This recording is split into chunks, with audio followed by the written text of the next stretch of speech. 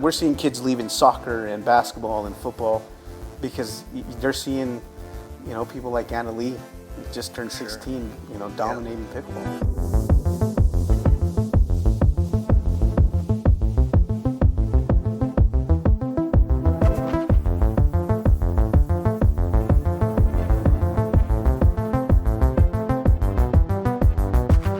Well, hello.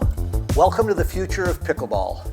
This show, we discuss where the sport's going and we talk to the people that are leading the charge. The sport of pickleball's on fire, we all know that. But where is it going? I have George with me from The Picklr. We are going to talk to him about a really cool program they're doing. George, tell us first, The Picklr's in Salt Lake City proper, or are you throughout the valley? Yeah, so we actually have 6 locations in Utah and then 1 outside of Colorado. So Logan, Ogden, 2 in Salt Lake, Kaysville, Utah, and then St. George. Okay. So we're dotting Utah a little bit right now. And it is. Tell me, one of the things that I was really looking forward to getting a chance to talk to you is we're hearing about pickle entertainment centers all over the country. Usually one here, one there. People try and feel their way. How have you gotten to the point of having 7 locations? What's your strategy? Yeah, and we call those entertainments, right? They serve a great purpose. I think they still do a great job of getting people that might not be pickleball addicts or people, proper pickleball people to introduce them to the game. One of the great things about the Picklr is we focus as well on the new pickleball player, but also helping the player that wants to play more advanced, or even the pros, such as we got a lot of pros in Utah that come and train at the facilities. And so we actually, the story is actually very unique on how it started. So myself and my business partner, Austin, so we're the co-founders of the Picklr. Utah, a lot of people, when they think of where's the mecca of pickleball, they think Florida, California. We'll say that Utah always is because of how many courts and players there are. And so we'd go to parks, and it's always busy. I got 6 kids under the age of 9, so you can only imagine getting a babysitter, how difficult that is. My business partner, Austin, has 2, and we go and, we'd go play for 2 hours and get 2 games in just because it was so busy. Sure. And so the idea of, a dedicated indoor facility was born, and, that's how the Picklr started. I'd like to just talk, a lot of people I don't think probably in our viewing audience realize how developed Utah is as a pickleball center, and obviously the greater Salt Lake Valley. Talk about that a little bit, and really talk about the magnitude of what's there. Yeah. No, you bring up a great point. I think sometimes Utah, it's a hidden gem in the United States of what we provide to the country, and anywhere from tech jobs to beautiful mountains that you can ski. But pickleball is just really, really taken off. And I think we just have really good ambassadors of the game. Tyler Loon, Callie Smith, Elise Jones, Megan DeZon, Marietta Wright. Spencer Smith. The list goes on what pros are there. But they give back to the community, right? They understand that they started somewhere.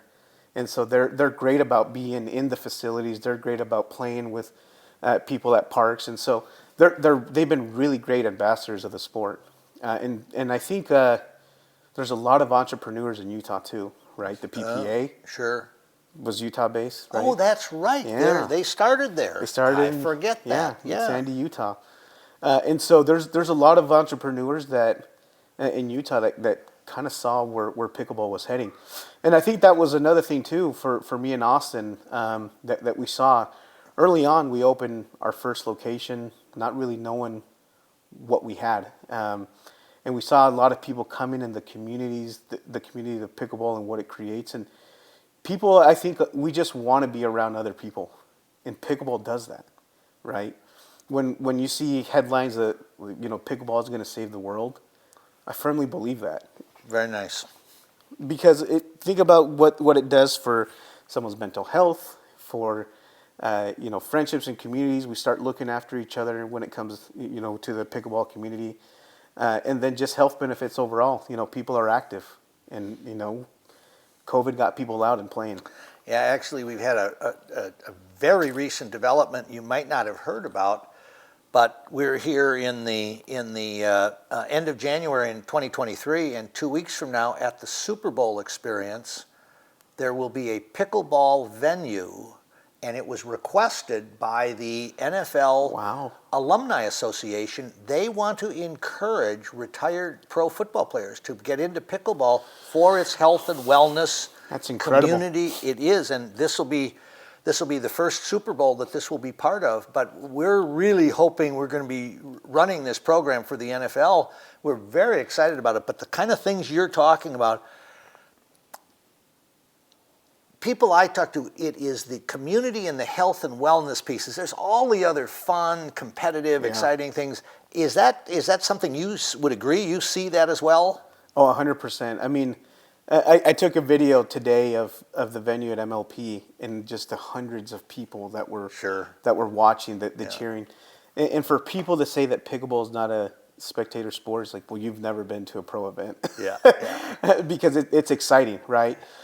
And I think for the longest time it did have a little bit of a stigma where it was, this is a sport for older people. We've seen that transition quite a bit. You know, the millennials, I'm a millennial. Sure. We're really starting to gravitate to it, right? Because again, I think the millennials too, they've always loved a sense of community. And so I think they're gravitating to that. And so I think the pro circuit is going to just continue to get bigger and bigger. I mean, today was day one of Major League Pickleball. How many people were there? Right. It was crazy. Yep. It sure is. And we've been to about 4 events. Championship Sunday, I can imagine it's going to be hard to find a seat. That place will be nuts. Yes. Very nice. Now I wanted to ask you, you talk about millennials obviously coming into the game as we're seeing the game get younger and younger. Do you have much involvement with the youth side, the real youth, the under 18s? 100%, because they're the ones that are going to carry this sport on, right? And so far we've seen a lot of college tennis players transition to pickleball, and that's what's making up a lot of the top pros in the world. But you think about someone like Dylan Frazier, Selkirk athlete. Perfect example. Right? He is all pickleball. True. I mean, he was from a very young age started playing pickleball. I have a very unique story. We were at a major tennis brand headquarters, or U.S. headquarters here in the United States in Colorado, and we were discussing the youth of pickleball and the transition that we're going to start to see. And it was funny because the marketing president was talking about how he had just lost to 2 17-year-olds in the 5.0 tournaments. Wow. And I said, pulled out my phone and said, was it this kid here? He's like, yeah. I had seen that one of our employees had traveled to Denver to play in that tournament.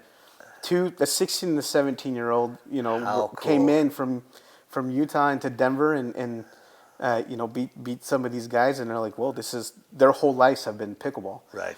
And so one of the unique things that the Picklr offers is the ability to have youth programs, after school programs.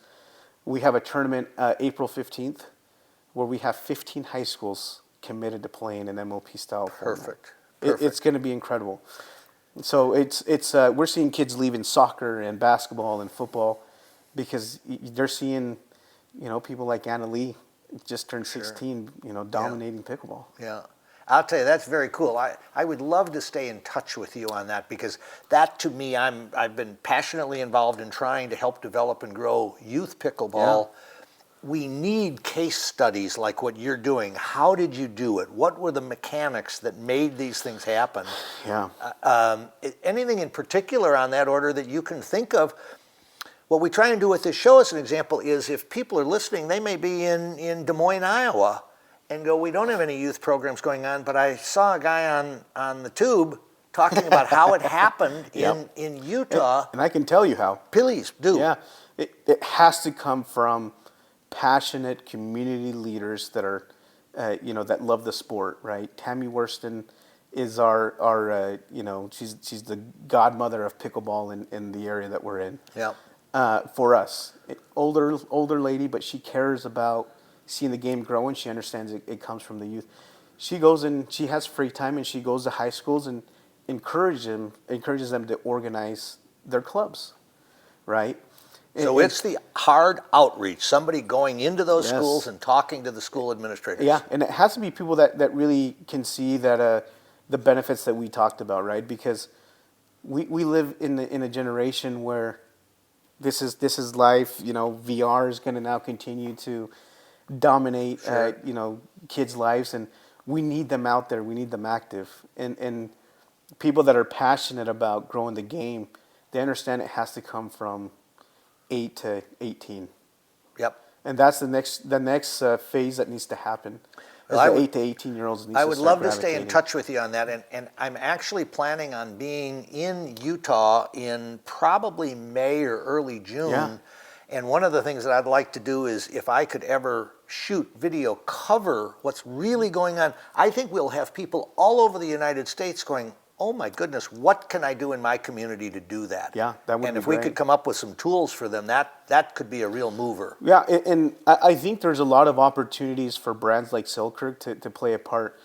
One of the unique things that we talk about with these high school kids is growing up, there was always that kid that was a sponsored snowboarder or a skateboarder, and we're like, man, this kid's sponsored. He's the real deal.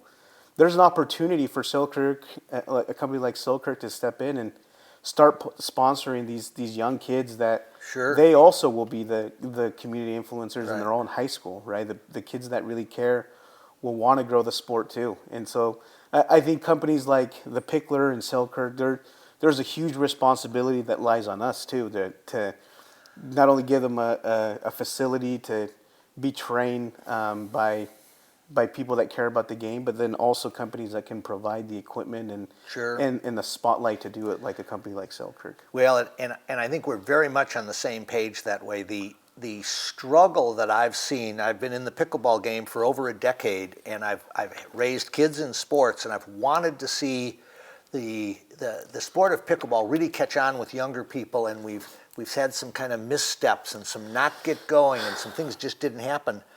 With what you're describing, Utah, by having the number of quality players you've got already and the training, I know how deeply Tyler's been involved with Yeah. helping youth become, and I've seen many of these kids that are now starting to show up in the street.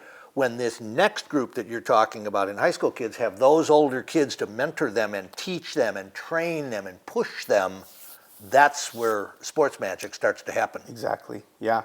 No, the game of pickleball is, like you said, it's on fire. I mean, you're not going to be able to go to the water cooler during the week now and not hear about a pickleball game that you played that week, or Yeah. I finally learned to play pickleball, or the excitement of pickleball is just going to continue to spread, and so it's going to start from very passionate parents now to get their youth in, and so I think we're going to see quite the transition happen this year. Cool. I want to take a step into the business side of the sport. So you guys have come in. You're up to 7 locations. Mm-hmm. You obviously must be satisfied with the business model. Yeah. And was there anything that people who might have a vision of developing entertainment pickleball centers, things that you found or discovered, either whether it was through financing packages or anything, were there any tricks or things that you learned that you didn't anticipate? Yeah, we created, the Picklr actually was created to be a 24/7 gym. Just come and play pickleball.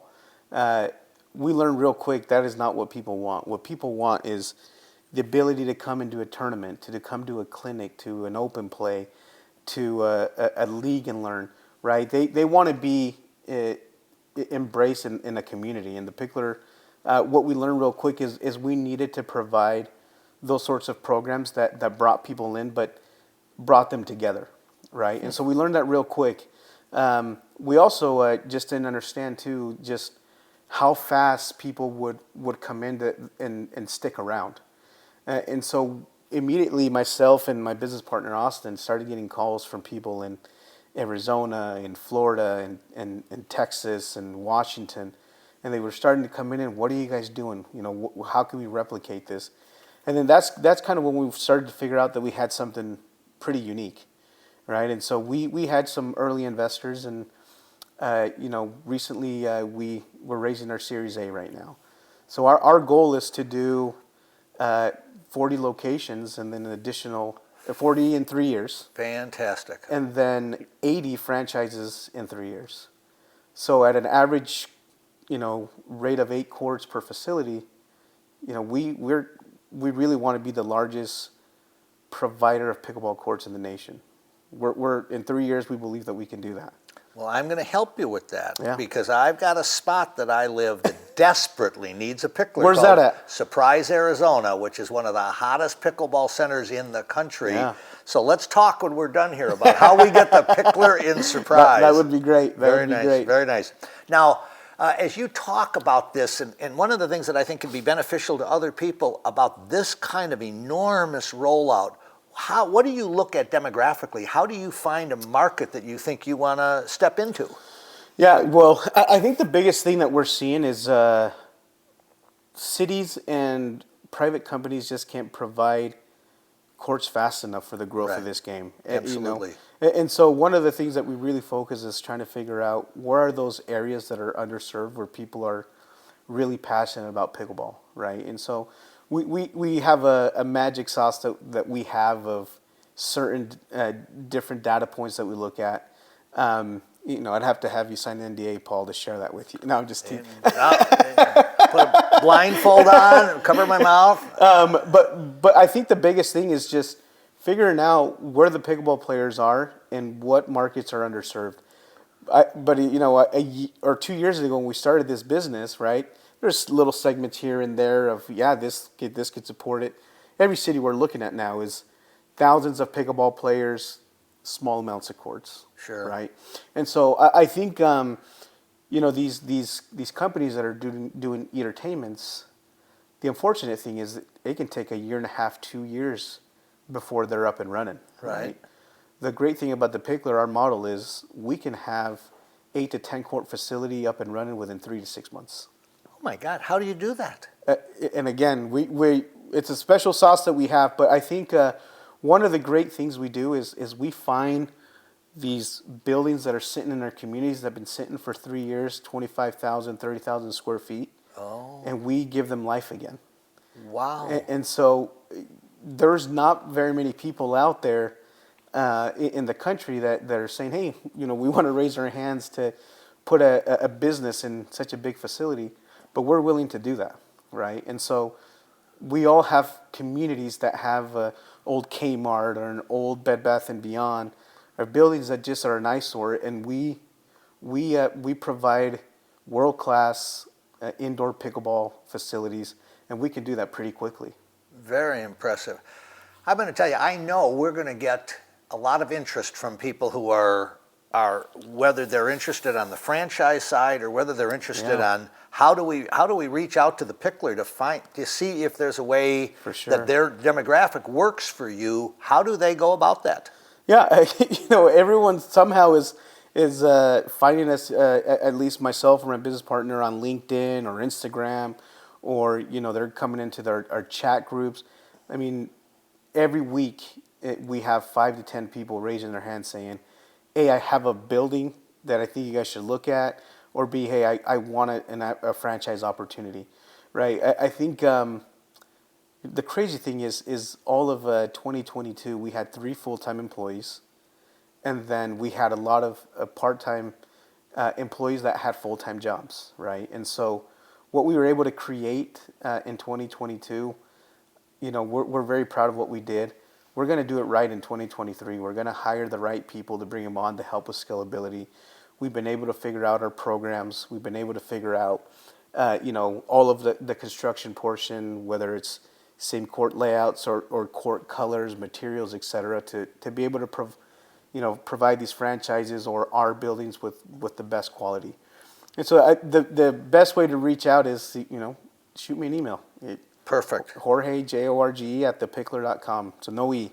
But yeah, they can shoot us an email, and we'd love to entertain anyone. Because there's a lot of passionate, business-minded people that love pickleball. Yes, there are. This is a great opportunity. Yeah, it's really interesting.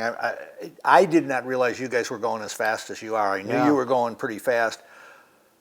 But in what I do in the sport of pickleball, I'm meeting people all over the country that are asking the who, what, why, how can I get involved? I know that the market's there. I think you're doing the industry a great service, and laying out that model and what you're talking about with your youth program, those kinds of things, I think those are game changers that the sport nationwide can benefit from. How about you and I stay in touch on that, and maybe we have another one of these conversations I would love not that. too far down the road. I would love that. Let's continue to figure out how to, the future of pickleball. It's a bright one, so let's figure out how to continue to do that. Cool. Ladies and gentlemen, it can't get much better than this. Look for a Picklr coming to your backyard pretty soon. Thanks so much.